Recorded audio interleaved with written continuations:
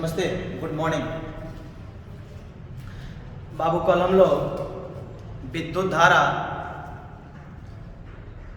Chapter के first lecture को देखा था, फर्स्ट वीडियो को देखा था, जिसमें हमने विद्युत धारा के बारे में जाना था।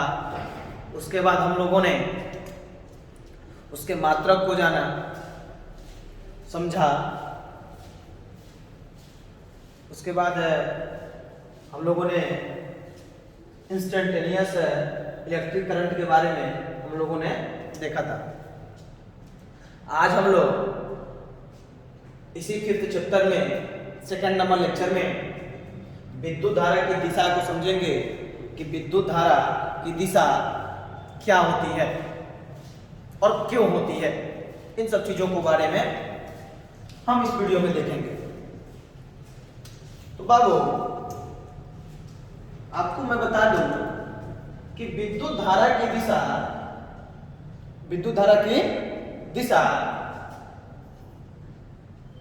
बैटरी के धनात्मक टर्मिनल से ऋणात्मक टर्मिनल की ओर होती है। विद्युत धारा की दिशा बैटरी के धनात्मक टर्मिनल से ऋणात्मक टर्मिनल के ओर होती है। समझने के लिए मैं आपको बता दूं कि मान लीजिए कि आपके पास एक चालक तार है। क्या है? एक चालक तार है।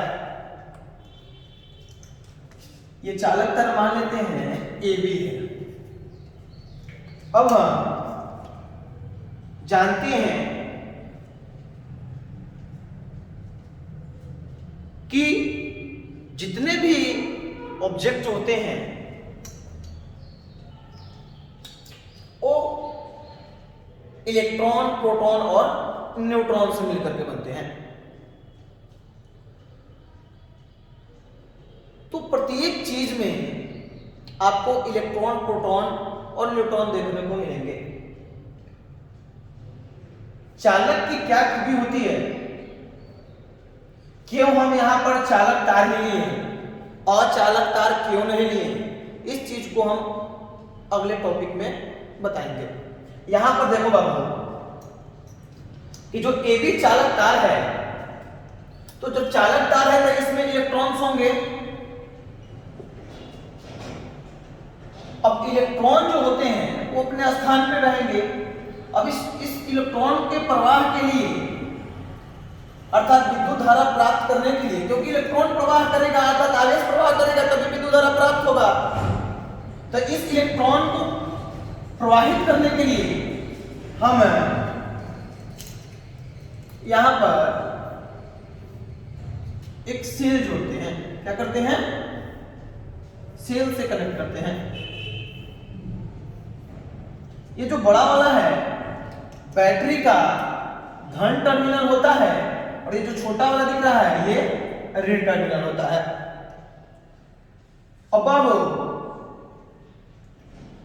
अब ये बैटरी का धन टर्मिनल इसको क्या कर देगा?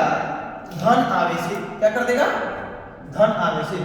और बैटरी का ऋण टर्मिनल इसको कर देगा ऋण आवेशित। कोई दिक्कत? अब यहां पर ध्यान देना, ये बैटरी का ऋण टर्मिनल यहां पर कर देगा ऋण आवेशित और यहां पर कर देगा ये धन टर्मिनल वाला धन आवेशित। अब क्या होगा कि यहां पे जो इलेक्ट्रॉन्स है, जो इसमें इलेक्ट्रॉन है, ये जो इलेक्ट्रॉन है, ये इलेक्ट्रॉन ये माइनस से प्लस की ओर आएंगे। कहां से आएंगे? माइनस से प्लस की। ये प्लस है अर्थात यहां पर प्रोटॉन और यहां पर माइनस है, यहां पर इलेक्ट्रॉन की अधिकता होगी। अब बाबू देखो होता क्या है, आपको हम पहले बता चुके हैं एक आसान ट्रिक के द्वारा, थोड़ा सा फनी ट्रिक है।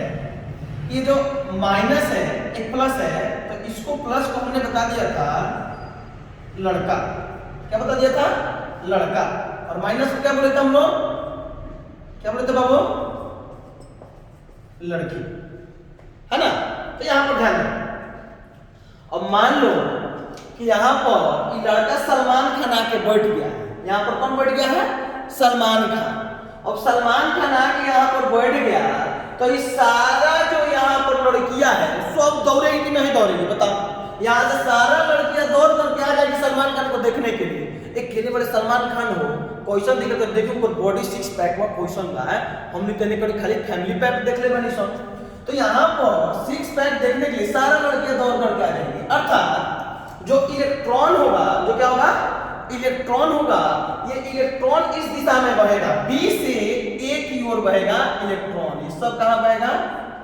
बैटरी जोड़ने के बाद ये बी से ए की ओर बहने लगेगा, बी से ए की ओर बहने लगेगा। कोई दिक्कत हुआ? अब क्यों बहेगा ये बी से ए की ओर? बाबू केवल इलेक्ट्रॉन ही अपने स्थान परिवर्तन करता है, प्रोटॉन नहीं करता है। क्यों नहीं करता है? तो हमने आपको फर्स्ट चैप्टर में बताया था कि आवेश की संकल्पना इलेक्ट्रॉन के आधार पर क्यों दी जाती है ना?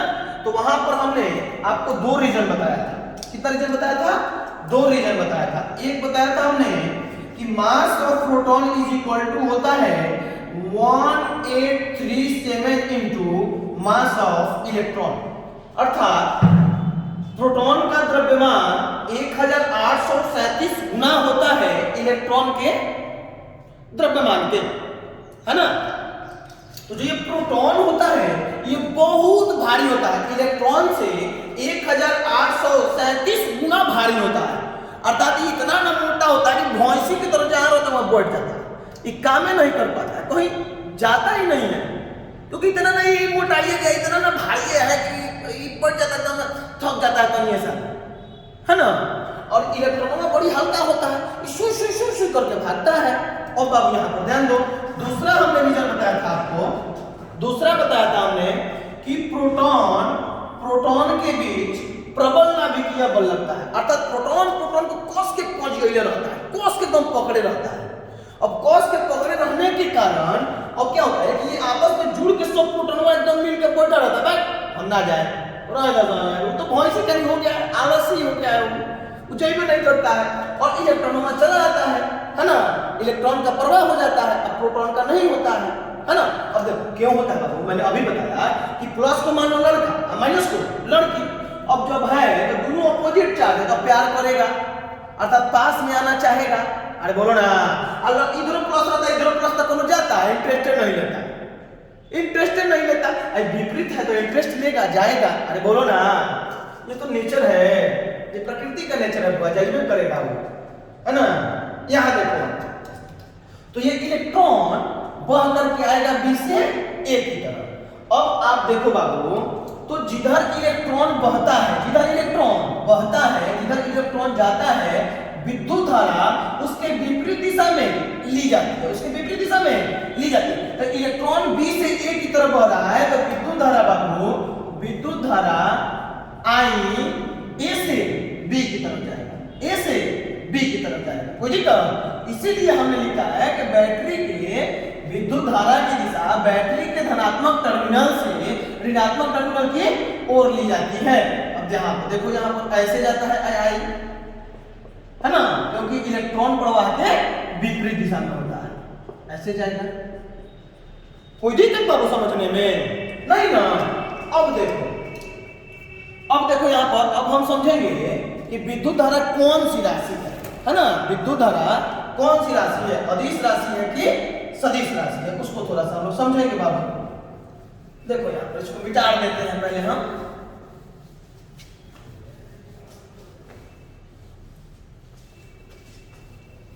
देखो यहाँ पर अब हम लोग देखेंगे कि विद्युत धारा अदिश राशि है कि सदिश राशि है। यहाँ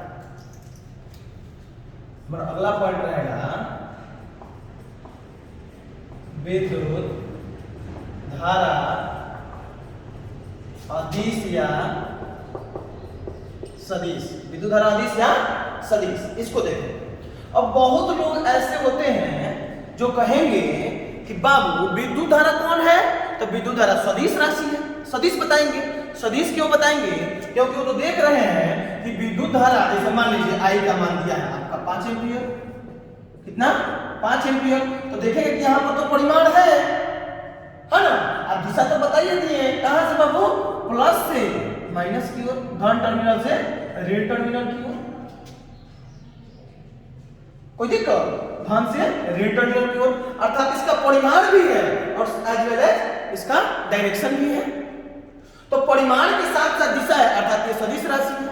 लेकिन बाबू ये अदिश राशि होता है। क्यों अदिश राशि होता है उसको हम समझाएंगे, है ना। उसको थोड़ा सा ध्यान से देखिएगा, हम लोग ट्रिक के माध्यम से देखेंगे, है ना, लॉजिक के माध्यम से देखेंगे और उसके बाद कॉन्सेप्ट के माध्यम से देखेंगे। पहले देखो लॉजिक के माध्यम से हम देखते हैं। किसके माध्यम से? लॉजिक के माध्यम से हम इसको समझेंगे। देखो यहाँ पे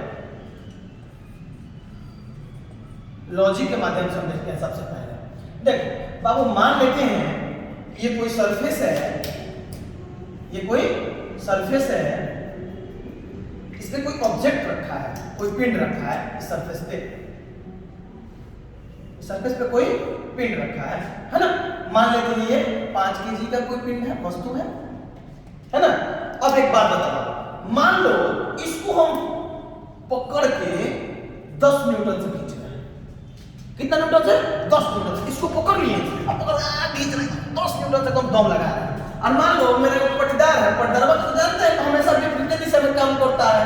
और ई का किया कर अपने घर ले गए हैं, हम ले जाते अपना दुकान को रखे में करेंगे, बैठे होके काम करें तो काम कभी बैठेगी तो ई भी इधर लगा देगा। मान लेते हैं 10 मिनट, अगर जाए ना तो कैसे लेके चल देगा 10 मिनट। तो बल लगा रहा है, तो आप जानते हैं बाबू कि बल एक सदिश राशि है। बल क्या है? एक सदिश राशि है। तो अब क्या होगा, ये खींचेगा 10 से, आई भी खींचेगा कितना से? 10 से, है ना। ये खींचेगा 10 से, ये भी खींचेगा 10 से। मान लेते हैं कि ये जो आप वीडियो में देख रहे हैं, तो ये आप है, इसको खींच रहे हैं, है ना। और ये इधर जो है ये आपके पटीदार है, ये भी करंट ना माने हम खींच रहे, तो ये खींच रहे हैं 10 न्यूटन, ये भी कितना खींच रहे हैं बाबू? 10 न्यूटन से। अब जब इधर से भी 10 खींच रहे हैं, इधर से भी 10 खींच रहे हैं, तो यहाँ पर रिजल्ट कितना आएगा बाबू? 0 है। ई इसको क्या कर देगा? काट देगा। ये इसको क्या करेगा? काट देगा, है ना। और ये पिंड अपने स्थान पर ही रह जाएगा, क्योंकि यहाँ पर आपका एफ नेट 0 आ जाएगा। कितना जाएगा? 0 आ जाएगा, है ना। एफ नेट कितना आ जाएगा? 0 आ जाएगा। क्यों 0 आएगा? क्योंकि नेट बल देखो इस पे जोड़ देते हैं। यहाँ पर देखो क्यों आएगा, कोई दिमाग लगा है उसमें बैठ के, तो यहाँ देखो मान लेते हैं इस दिशा में तुम मान लो पॉजिटिव, क्या मानो? पॉजिटिव। तो ये इधर खींच रहा है तो प्लस दिशा में खींच रहा है, तो इनका हो गया प्लस का 10, अब प्लस ये विपरीत दिशा में तो माइनस ना, तो माइनस का 10, तो 10 plus minus 10 is equal to 0 newton. Answer है ना। अब देखो यहां पर थोड़ा सा आप लोग हमको बताइएगा, है ना। मान लेते हैं कि आपके पास एक ऐसा वायर है, इस टाइप का वायर है। अब यहां से यहां पर आपने एमीटर लगा दिया। अब एमीटर क्या होता है, पहली बार नाम सुने हम, तो बाबू एमीटर द्वारा हम धारा का माप करते हैं, विद्युत धारा का मापन करते हैं, माप करते हैं विद्युत धारा का, है ना। विद्युत धारा का माप करते हैं। अब यहां से हम क्या कर रहे हैं, यहां से हम मान लेते हैं कि 50 एम्पियर का धारा प्रवाहित किए। कितना से किए? 50 एम्पियर का धारा प्रवाहित किए। अब जैसे आप यहाँ से 50 एम्पियर का धारा प्रवाहित करेंगे, तो इधर भी आपका धारा जाएगा और इधर भी जाएगा। कितना जाएगा ये हमको पता नहीं है, कितना जाएगा ये हमको पता नहीं है, कुछ भी जा सकता है ना। तो मान लेते हैं कि इधर गया, बराबर बराबर भाग में बांट देते हैं। मान लेते हैं इधर गया 25 एम्पियर, इधर भी कितना गया बाबू? 25 एम्पियर। और क्या यहाँ पर रीडिंग हो सकता है एम्पियर, जो एमीटर है यहाँ पर धारा बता देगा। इसमें होता है ना, क्या होता है कि इसमें एक कांटा होता है ना, यहाँ पर रीडिंग लिखा हुआ रहता है, बीच में 0 रहता है ना। तो इसमें क्या होगा कि जैसे धारा प्रवाह होगा तो ये यहाँ से विक्षेपित होगा। तो मान लेते हैं 25 पे भी गया, ये भी कितना पे गया? 25 पे गया, है ना। तो इधर भी गया 25 एम्पियर और इधर भी गया 25 एम्पियर हुआ। तो देखो यहाँ पर शून्य नहीं होता है, ये ना कि इधरों नहीं दिखाएगा इधरों नहीं दिखाएगा, यही 50 एम्पियर पहले कहाँ चला गया। ऐसा नहीं होता। आप देखेंगे, ऐसा प्रैक्टिकल कर सकते हैं आप देखेंगे कि इधर भी धारा प्रवाहित हो रहा है, इधर भी धारा प्रवाहित हो रहा है, अर्थात ये एक दूसरे को नहीं काट रहा है। यहाँ पर देखो नेट शून्य आ जा रहा था, लेकिन यहाँ पे शून्य नहीं आता है। चलो अगर मान लेते हैं कि तुम ऐसा नहीं समझा, चलो कोनो बात ना बाबू, हमारे एम्पियर अभी नहीं समझता है हमारा बाप, एमीटर हमारा बाबू नहीं समझता। चल बाबू तो एक काम करो, तुम यहाँ पर एक बल्ब लगा लो। क्या लगा लो? बल्ब लगा लो। अब बल्ब लगाएगा ना, जैसे ही 50 एम्पियर में डालेगा, धारा प्रवाहित करेगा, जैसे जो यहाँ से लाइन देगा, करंट देगा, तो यहाँ पर बल्ब दोनों जलेगा, ये ना कि दोनों बंद हो जाएगा। जैसे यहाँ पर बंद होकर शून्य हो रहा था, यहाँ पर बल्ब क्यों हो जा रहा था ना, यहाँ पर जीरो नहीं पाएगा, ये भी जलेगा, ये बल्ब जलेगा, दोनों भुक करेगा, है ना, दोनों भुक आएगा, दोनों नहीं बंद होगा, है ना। इसलिए देखो यहाँ पर ये नहीं काटता है और ये शून्य हो जाता है, काट देता है। इसलिए ये सदिश है, तो ये क्या हो जाएगा बाबू? इसका उल्टा अदिश हो जाएगा। ये क्या हो जाएगा? अदिश राशि हो जाएगा। कोई दिक्कत? अब देखो बुआ, चलो ये तो हमारा लॉजिक हो गया, ये लॉजिक को हम समझ गए, क्योंकि ये इसमें नेट बल्ब शून्य हो जा रहा है और यहाँ पर नेट शून्य नहीं हो रहा है, दोनों बल्ब जल रहा है ना। अर्थात दोनों जो हम एमीटर लगा रहे हैं, दोनों में हमको दिखा रहा है कि जो उसमें जो कांटा है वो विक्षेपित हो रहा है, अर्थात दोनों में धारा प्रवाहित हो रहा है ना। इस पे नेट शून्य नहीं आ रहा है, इसलिए बुआ ये एक अदिश राशि है। अब देखो यहाँ पर हम कॉन्सेप्ट से देखेंगे इसको। कैसे देखेंगे? कॉन्सेप्ट से।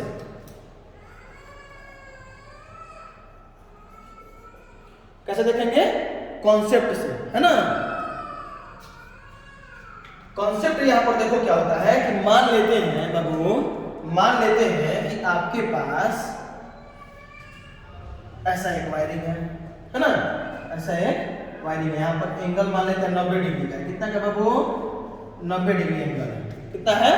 90 डिग्री यहाँ पर एंगल है ना। यही मान के तुम लोग चलो। अब देखो होगा क्या कि मान लेते हैं आप इधर से दिए 8 एम्पियर की धारा दिए। कितना दिए? 8 एम्पियर। इधर दिए आप 6 एम्पियर का धारा, है ना। इधर दिए 8 एम्पियर, इधर दिए 6 एम्पियर। कैसे पता? आप दे रहे हैं तो आपको पता है, आप दे रहे हैं तो आपको पता है ना। और यहाँ पर आप वायरवा में लगा लीजिए वो एमीटर। क्या लगा लीजिए? एमीटर, जो बताएगा कि कितना धारा इधर से आ रहा है।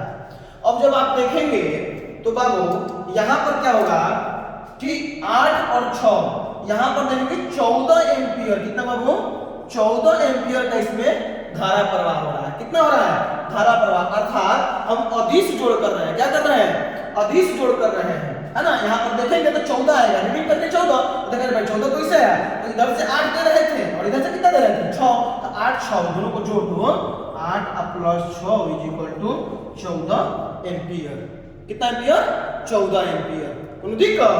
अब देखो बाबू, अब देखो ये अदिश रूप है। क्या बाबू? अदिश रूप, अदिश रूप है। देखो सदिश जोड़ेंगे तो 14 नहीं आएगा, गड़बड़ हो जाएगा। देखो सदिश जोड़ भी कर देते हैं, आप देख लो बाबू तुम लोग। सदिश जोड़ में क्या होता है कि इस मान लो ये मान लो कि ये A हो गया और ये क्या होगा बाबू? इसको B मान लेते हैं, है ना। तो सदिश जोड़ का आपको हम नियम बता दिए हैं, कैसे करते हैं, क्या फॉर्मूला होता है। ये होता है a² + b² + 2b, sorry AB माने तो AB होगा ना, 2ab cos थीटा। कोई दिक्कत? तो यहाँ पर देखो बाबू, यहाँ पर देखो तो √a²। तो a कितना है बुआ? 8 है। तो 8 का स्क्वायर, तो 8 है 64, तो 64 का स्क्वायर, सॉरी स्क्वायर हटाओ ना। अब देखो बाबू, अब b², तो b कितना है? 6। तो 6 का स्क्वायर करो तो 36 आप प्लस 2ab cos थीटा। चलो तो 2ab ऐसे ही लिखते हैं, काहे लिखते हैं अभी बता देते हैं। 2ab cos 90। आप जानते हैं बुआ कि cos 90 जो है कितना होता है? कमेंटवा तुम लोग कर देना। cos 90 होता है 0। 0 से सब हीरो का गुना करेंगे तो इसको बना देगा 0। क्या बना देगा? 0। तो अब इसमें क्या बचेगा बाबू? √64 + 36, 64 + 36, 64 36 कितना हो गया बाबू? √100। अब बाहर निकलेगा कितना? 10 एम्पियर। अब देखो, अब यहाँ पर रीडिंग कर रहे हो तो 14 एम्पियर आ रहा है और यहाँ पे आप लोग देखेंगे बुआ तो कितना आएगा? 10 एम्पियर। तो बताओ ये गलत है कि नहीं? बताओ ये गलत है कि नहीं हुआ? गलत है, क्योंकि यहाँ पर कह रहा है कि 10 एम्पियर बहना चाहिए। अगर सदिश राशि रहता तो कितना एम्पियर बहता? 10 एम्पियर बहता। कितना बहता बाबू? 10 एम्पियर बहता। अदिश रहेगा तो कितना एम्पियर बहेगा? 14 एम्पियर। तो आप तो एमीटर जो है, एमीटर में तो पढ़ लिए कि 14 एम्पियर का धारा प्रवाह हो रहा है, इसलिए बाबू यही होगा आपका विद्युत धारा। कौन सी राशि? अदिश राशि। कोई दिक्कत? चलो बाबू, तो इसको क्या करो आप लोग, थोड़ा देर के लिए हम हट जा रहे हैं यहाँ से डिस्प्ले के सामने से, आप लोग इसको छाप लीजिए। बाबू अब हम देखेंगे कि विद्युत धारा का कारण क्या होता है। विद्युत धारा का कारण क्या होता है, ये मिटा देते हैं हम।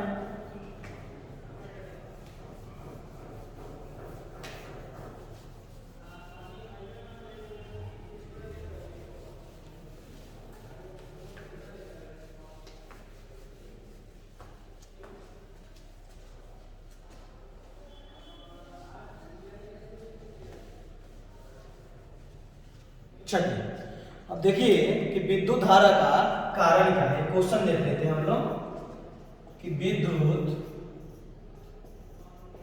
धारा का कारण क्या है। विद्युत धारा का कारण क्या है? देखो बाबू, विद्युत धारा का दो कारण होता है। कितना होता है? दो कारण होता है। एक नंबर होता है मुक्त इलेक्ट्रॉन के कारण धातुओं में आवेश प्रवाह होता है। क्या होता है? मुक्त इलेक्ट्रॉन के कारण धातुओं में जो आवेश होता है पूरा आवेश, मुक्त इलेक्ट्रॉन के कारण धातुओं में आवेश का प्रवाह होता है। आवेश का प्रवाह होता है।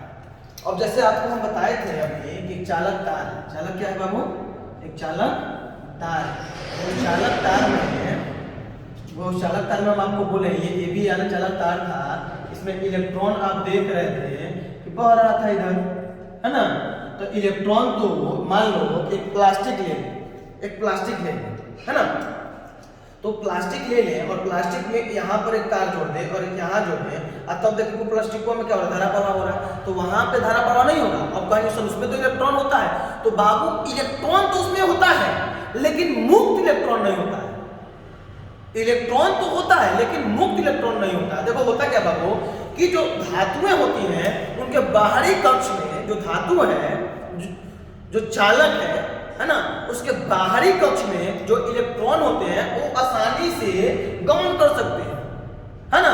वो आसानी से गमन कर सकते हैं जो बाहरी कक्ष में इलेक्ट्रॉन होते हैं, है ना? मुक्त इलेक्ट्रॉन जिसे हम कहते हैं। तो जो मुक्त इलेक्ट्रॉन है बाबू वो क्या होगा कि वो फ्री होते हैं घूमने के लिए, स्वतंत्र होते हैं घूमने के लिए। और क्या होगा जैसे हम यहाँ पर सेल के द्वारा जुड़ेंगे तो इलेक्ट्रॉन का होगा घूमने लगे। कौन इलेक्ट्रॉन? एक चीज को ध्यान देना, यही मेन चीज है। मुक्त इलेक्ट्रॉन में नहीं है, क्या है? मुक्त इलेक्ट्रॉन के कारण ही धातु में आवेश का प्रवाह होता है। दूसरा हम देख लेते हैं बाबू कि आवेश का प्रवाह होता है मुक्त आयन के कारण। आयन नहीं, मुक्त आयन। मुक्त आयन के कारण जो द्रव होते हैं, क्या होते हैं?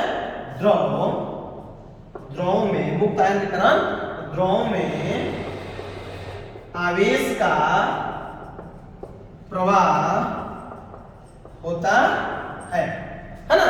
अब जो ये आयन है ये मुक्त होने चाहिए। क्या? फिर वही बात हम बोल रहे हैं कि इसको ध्यान देना है, मुक्त को। किसको? मुक्त को। मुक्त जो है वही मेन चीज है। मुक्त आयन के कारण ही जो द्रव होते हैं उनमें आवेश का प्रवाह होता है। जैसे देखो बाबू एक एग्जांपल लेते हैं, यहाँ पर NaCl को लेते हैं। NaCl जो NaCl है ठोस रूप में रहेगा। किसमें रहेगा? ठोस रूप में रहेगा। तो जो Na है इसमें दो आयन है, एक है Na प्लस और दूसरा क्या है? Cl minus. तो जब ठोस रूप में रहेंगे बाबू तो ये एक दूसरे से एकदम चिपके हुए रहते हैं, है ना?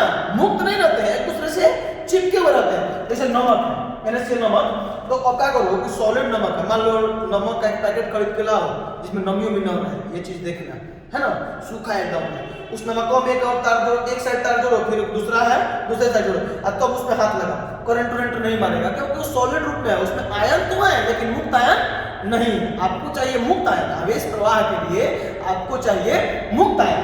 तो बाबू अब क्या करो, इसमें थोड़ी सा पानी डालो, क्या डाल दो, पानी।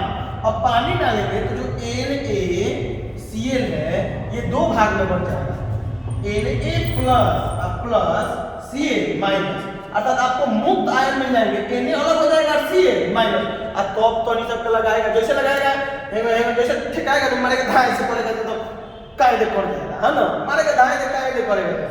इसलिए नमक में जब पानी उनी है ना, जब उसका गोल टाइप का हो गया है तो उसमें हाथ मत लगाना, तो मार देगा ना, तो भाई सब बोले थे कि नमक में नहीं मारता है, हमको मार दिया है, तो नहीं बाबू, जो मुक्त आयन इसमें हो जाएगा, जैसे पानी आएगा तो मुक्त आयन हो जाएगा, आयन दोनों का अलग अलग हो जाएगा और सॉलिड में एक साथ रहेगा, कोई दिक्कत। अब बाबू हम लोग अगले लेक्चर में देखेंगे, ध्यान देना हुआ, अब हम लोग अगले लेक्चर में देखेंगे, है ना, ड्रिफ्ट वेलोसिटी के बारे में, अपवहन वेग के बारे में, है ना, ये बताएगा कि आवेश प्रवाह क्यों होता है ना, क्या कारण है। अब जब आवेश बढ़ता है अर्थात इलेक्ट्रॉन बढ़ता है तो कुछ तो कारण होगा ना। अब मान लो हम चलते हैं तो कुछ तो कारण है कि कहीं हम चल रहे हैं, है ना, मान लो यहाँ खड़े हैं तो जैसे इलेक्ट्रॉन है, मान लो हम इलेक्ट्रॉन है तो हम चल रहे हैं, तो हमको मान लो कोनो ढकेलिए रहा है तब ना जा रहा है, चाहे कोनो खींच रहा है, अब कारण क्या है उसको हम लोग अगले वीडियो में देखेंगे। तब तक के लिए धन्यवाद। इस चैनल को आप लोग तेजी में कोशिश कीजिए कि 1000 सब्सक्राइबर हो जाए, कि हम आप लोगों को लाइव पढ़ाएं, और जो भी समस्याएं अगर आ रही है यहाँ पर हम बता रहे हैं तो कोशिश कर रहे हैं कि आपको समस्याएं ना हो, अगर हो रही हैं तो उसके लिए बाबू आप लोगों को ये करना पड़ेगा, एक काम, इस चैनल को थोड़ा बढ़ाना पड़ेगा, इस परिवार को बढ़ाना पड़ेगा, जिसके कारण हम लोग लाइव पढ़ सके। तब तक के लिए धन्यवाद, बाय बाय।